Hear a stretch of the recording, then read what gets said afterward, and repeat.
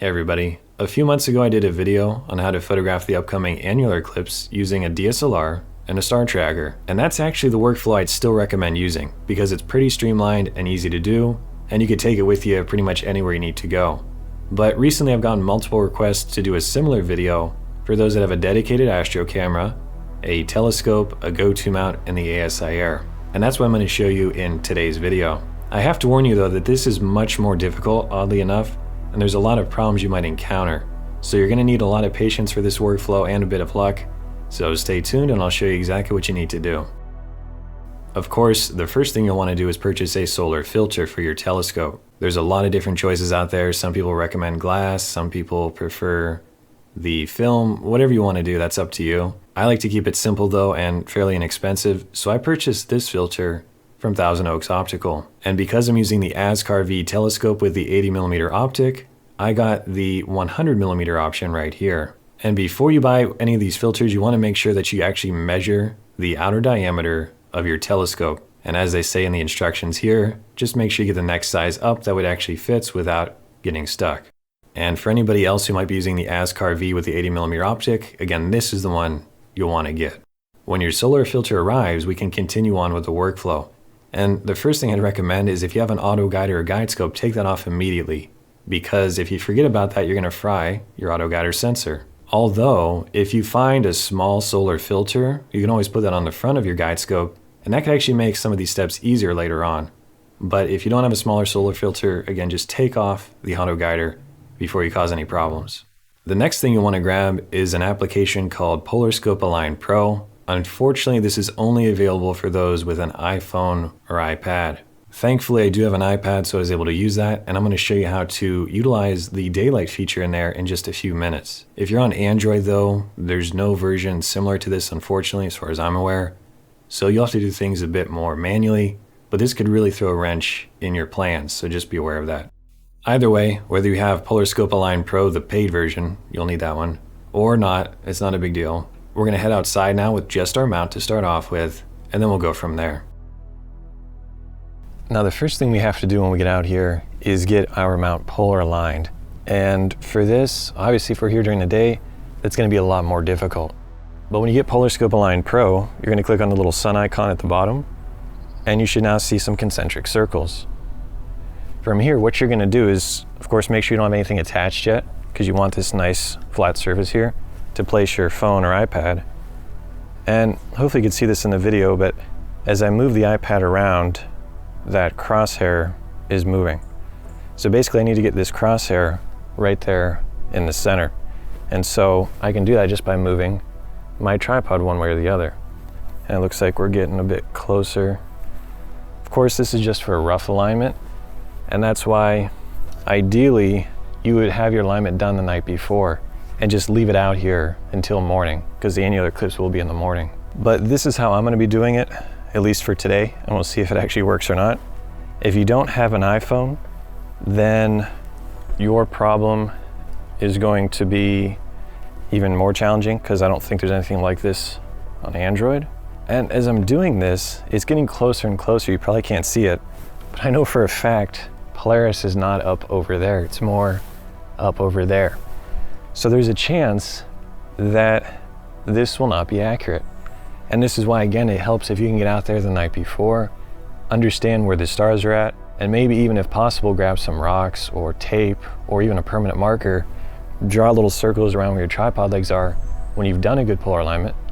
That way, if you do have to break down, you can always set up in the morning in the exact same place, and at least be fairly close. Another thing you can try, sometimes the magnetics get screwed up, so you can always, if you have a magnetic cover, get rid of that, and also just do that gyroscope thing that they want you to do. That might clear out any problems, and then try placing it on here again. And now actually, no, it's going back. So anyway, it's worth a shot. I've seen this work before. Today it's not working very well. So again, you don't need to do this trick, but at least worth a shot if you have, again, an iPad or an iPhone. After this first failed attempt, I moved my AM5 to another part of the patio where I normally set up at night, and I did the technique again. This time it worked as intended, and I know the polar alignment was pretty darn close, thanks to the app. So if you encounter a similar issue where it's just not working and you know it's not pointing you towards north, you might want to restart the app, wave the iPad around a bunch, and try it again. When you've got your polar alignment looking good, at least as far as you can tell, now we can grab our telescope and attach it to the mount. Then we'll grab our solar filter and place it on the front of the telescope.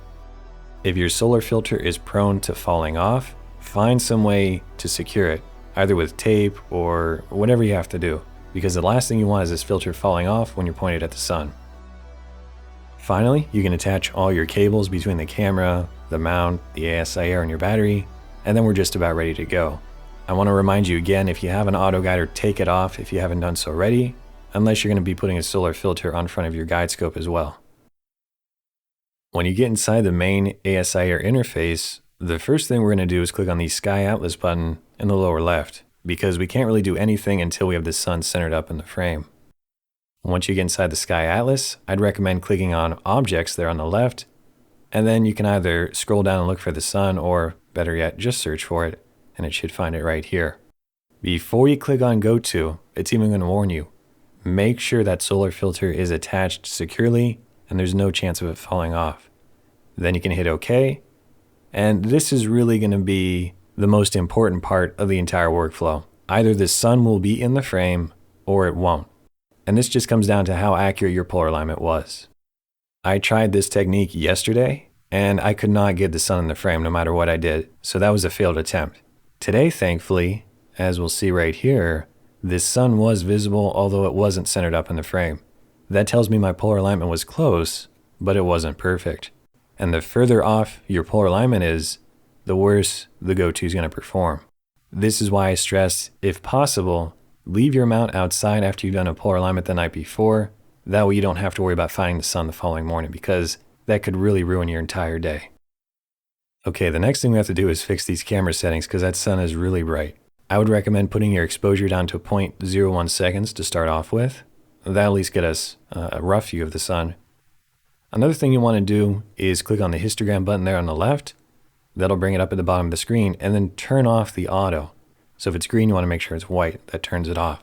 Because I don't want this image to be stretched at all. I need to see the actual data. In my case, the photo was too dark at 0.01, so I increased the exposure to 0.05 seconds. That looks a lot better, and the histogram reflects that. I should also note that my gain is currently set to 100. That should be fine, although you can always lower it if you want to. I'm going to leave it at 100 though, just because that's the standard for most ZWO cameras. The next hurdle we need to overcome is getting the sun centered up in the frame. For this, you'll want to grab your slewing controls as you see here, and then move your arrows. You're not going to be able to tell which does which until you just press and hold on the arrow, and then take another test photo. So this is very cumbersome to do, and it might take you upwards of 10 minutes just to get the sun centered up. This is just one more reason why I prefer using a DSLR and a star tracker, because thanks to the live view system on a DSLR, I can have the sun centered up in 10 seconds or less. As for the speed of your tracking mount here, it's currently on 8x. You can go faster though, if when you press and hold on the arrows, it's just not really moving the sun very much. This is mainly going to depend on your focal length more than anything. I'm going to speed the rest of this up because it did take me a while, but eventually I got the sun centered up, and now we can move on to focusing. Focusing is another challenging aspect with the ASIAir. Again, this should be easy, and it would be on a DSLR, but with this particular system, I was having a lot of trouble with it, to be honest. Thankfully, there were some sunspots, but because they're not even that defined to begin with, I found it difficult to tell if they were sharper or less sharp as I turned the focusing ring on my ASIAir V. What I'd recommend you try is staying here in the preview window, taking a test photo, and either zoom into the side of the sun or find a sunspot. Again, turn your focus ring slightly, take a test photo, see if it gets blurrier or sharper. It can be hard to tell though, I will say. And again, this is just one way of focusing. Of course, there are others here in the app. So if you're not having a lot of success in the preview window here, you can always change it from preview to focus. I will say though that the focusing interface here in the ASIAir is kind of weird, and it's not as easy as it should be to use. Basically what I did is I moved the square over the sunspots, then I clicked the zoom button there in the upper left, and now we see a really close-up preview. I don't know how relevant those numbers are going to be because it's so used to seeing stars, not the blazing white sun. So I would take those numbers with a grain of salt. You're just going to have to do it based on the size and sharpness of those sunspots, or again, the edge of the sun, depending on what you want to try. I spent at least 5 or 6 minutes here in the focusing window, and I could not really ascertain if the image was actually sharp or not. So eventually I got fed up with the wonky focus option here. I went back to preview, and I said, I'm just going to do it the old-fashioned way. So I continued to focus my telescope, turning my focus ring very slightly, taking a photo, until eventually, frankly, I just gave up. I said, it's probably sharp enough, who cares? And I hate to say this again, but this is just one more reason why most likely I'll be photographing the annular eclipse with my DSLR, telephoto lens, and star tracker, because I find the focusing is much easier with that system. This makes me want to rip my hair out. Anyway, eventually you're either going to have a nice sharp sun that you're happy with, or like me, you think it looks sharp enough and you're tired of dealing with it and the eclipse is about to start, so you just got to go on with it. Either way, we can now continue on with the workflow. Let's go into our mount settings and verify the tracking is turned on and it's set to the solar tracking speed. And just remember, the next night when you go to use your mount, make sure you put it back to side aerial, otherwise the tracking will be slightly off. Another thing we need to check in on is the file system of the ASIAir, because there's a good chance you already have hundreds of photos on here of nebula and galaxies and whatnot. But because we might take hundreds of photos today alone, we need to make sure we have enough space. And because this is such a rare event, I would recommend clearing the hard drive on your ASIAir. Of course, you want to back up all the photos first, but I wouldn't want to run into a full card scenario where I need to take photos and I don't have any more space. So I'd rather just format this thing right now, clear everything off, and then even if I had to take 500 photos today, I shouldn't, but if I do, I'll have the space for it. All right, we're moving along here in the workflow. We're just about ready to take our photos. This leads us to the auto run menu. This is where we're going to configure our shooting schedule. But this is going to be very technical because we need to have our times down pretty much to the minute. And originally my goal was to automate the entire process so I can start taking my images at the very beginning of the eclipse, have it transition through the totality phase, and then continue on until the eclipse ends. Before we get to all this though, we need to understand the timing of the solar eclipse. So for this, let's take a break and head over to Stellarium and I'll show you what to do. If you've got Stellarium loaded up, you can follow along with us. And the first thing we need to do is input the location that we'll be going to. We can find that at the very top button here on the left-hand menu. I'm going to be going to Kanab, Utah, which I doubt is going to be listed here. The closest city is probably St. George. It's also not listed here. You could also just click and add a point on this map here. That'll get you close, but obviously that's not as good as we would like. There we go. I got St. George anyway. That's close enough. Although I'd really recommend you get this as precise as possible. You could even input the exact latitude and longitude that you think you'll be going to. That would help. And then verify that the time zones are correct, because we need to have everything down to the minute accurate. So if things are an hour off, that's really going to screw us up. With our location figured out, let's go to the date of the eclipse, which is the 14th in the morning. And if you're not sure if the time zone is correct, just look for sunrise. That's what I normally do. We can see sunrise here, according to Stellarium, is at about 7:45 roughly. And if we search for that on the internet, we'll see if that's accurate or not. But look here, it says it's 7:37 a.m. So that tells me the daylight saving stuff is all correct. We're good to go there. What we're going to do now is zoom in right there. Well, maybe not that close. And we'll go until the solar eclipse begins. Again, I want to be accurate down to the minute. Okay, so it looks like at about 9:02 a.m. on the 14th, we're just about to enter the solar eclipse phase. And of course, that means you're going to want to be out there with your gear ready to go by probably 8 a.m. Because as you're starting to see in this video, there's a lot of little curveballs that are going to be thrown at you that can delay you upwards of 20 minutes, maybe even longer. But for this example, it looks like at 9:08 a.m., the eclipse begins. The reason I'm being so precise here is I want a photo of the eclipse at every single phase. And I also need to figure out the interval of our photos, so this all kind of ties together. So let's say I start taking my photos at 9:09 a.m. Now I need to figure out what my interval is. So as long as I start immediately at 9:09 a.m., how many photos do I want to capture of this event? If I set my interval to 3 minutes, there's our first photo. 1, 2, 3. There's our second photo. So 3 minutes per photo is probably a little bit too repetitive and you're gonna have way more data than you need. But obviously that's up to you. I'm probably gonna stick with 5 minutes per interval of the photo, and that should be enough to capture each sequence. So we have, let's say, photo number 1 right here. Photo number 2 right there, barely difference. Number 3 right there. Yeah, so I think 5 minutes is a reasonable interval for your photos. And that's going to keep you going until the total eclipse phase, which happens around 10:20 or something, I think.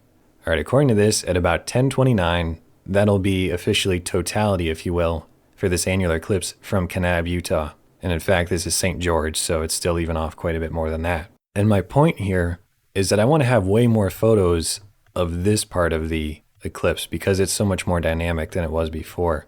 And so maybe at about, let's say 10:15, I want to start taking a photo every minute now, maybe even every 30 seconds. That way I really capture the entire sequence here in a lot of detail.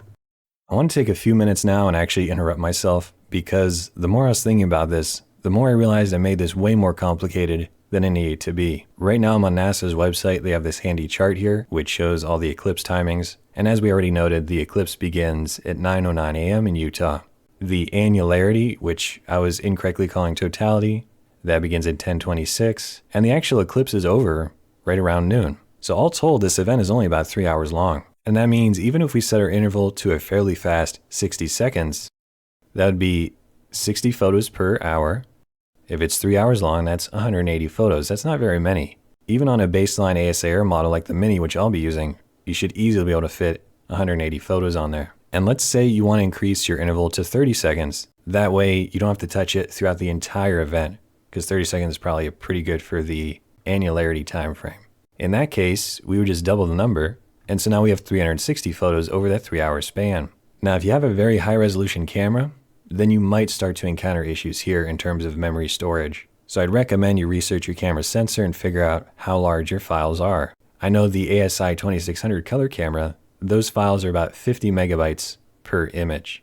So if we do 360 times 50, that's 18,000 megabytes. And a quick conversion would be about 18 gigabytes in terms of file space. So that should still fit on most ASIRs, provided you, of course, cleared it ahead of time.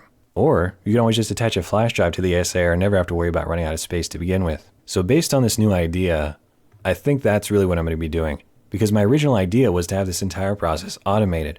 I set it up at the beginning of the event, I go somewhere else and enjoy the show, and then I come back and pull everything down. So what I want to do now is show you how to configure this all in the ASIAir. We'll start off by going from preview or focus to the auto run menu. We'll click the 3 dots and 3 lines to get into our shooting schedule. And then from here, we'll just go through and do our basic configuration. The exposure for my camera anyway is 0.05 seconds. The gain is going to be global gain or 100. The amount of photos, well, we can tell it to take 360 now that we know that number, or 180. Again, this depends if you want to do 30 seconds for your interval or 60. I'd probably recommend 30 seconds just so you know you have all the photos covered. And then that should be good for the shooting schedule. Hit OK. Next, I'd recommend you turn off Meridian Flip, shut down, and go to home. And then, of course, change your interval to either 30 or 60 seconds. Again, I'd probably recommend 30 seconds. We can now back out of the auto run menu, and then right at about 9:08 a.m. or so, at least in Utah, we'll click that circular button and begin taking our photos. I would recommend that every so often you zoom in when taking images and verify that the sun is still sharp, because you're really going to be heartbroken if you get back to the computer and realize all your photos were blurry. You can always pause the auto run, go back to the focusing menu if you need to, refocus your telescope, go right back to auto run once that's done, and resume your progress. And I hope that explains now my recommended workflow, which took me a couple attempts to really finalize. Just to recap, make your interval either 30 seconds or 60 seconds. Your shutter speed might be between 0.01 or 0.05 seconds, depending on the filter you're using, the telescope, and more.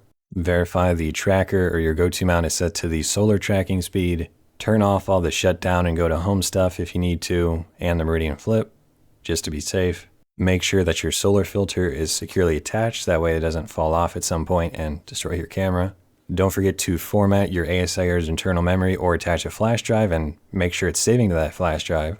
That way you don't run out of space halfway through. And that should be all there is to it.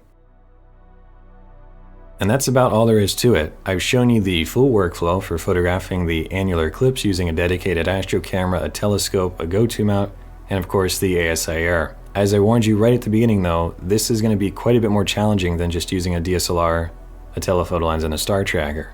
So my final word today is that you're going to want to get out there before the eclipse starts at least an hour ahead of time, because you need to get that polar alignment dialed in, which if possible I recommend doing the night before and just leaving the gear. And if not, use that app on the iPad or iPhone, Polar Scope Align Pro. That should help if you can get it working properly. Then from there, if you get your polar alignment accurate, the sun should be somewhere in the frame when you hit go to. You just got to get it centered up and then spend maybe even upwards of 20 minutes getting the sun focused. From there, dial in your camera settings and you should be pretty much good to go.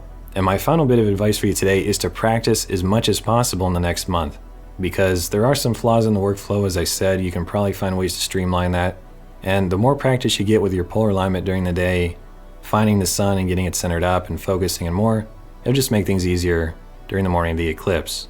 Also, don't forget to write down all the timings of everything just so you have that written down and you know where to find it. And most importantly, on the morning of the eclipse, if things are just not going well, don't get too frustrated, because the worst thing you can do is not only not get the photos, but miss out on the entire event because you're so fixated on the camera. Having photographed the 2017 solar eclipse, I wish I would have spent more time during totality in particular, enjoying the show, rather than messing around with my camera settings. And I don't want anybody else to make that same mistake. So that's all I've got for you today. I hope the video helped you out, and now you can go through, practice the workflow, and then improve on it if need be.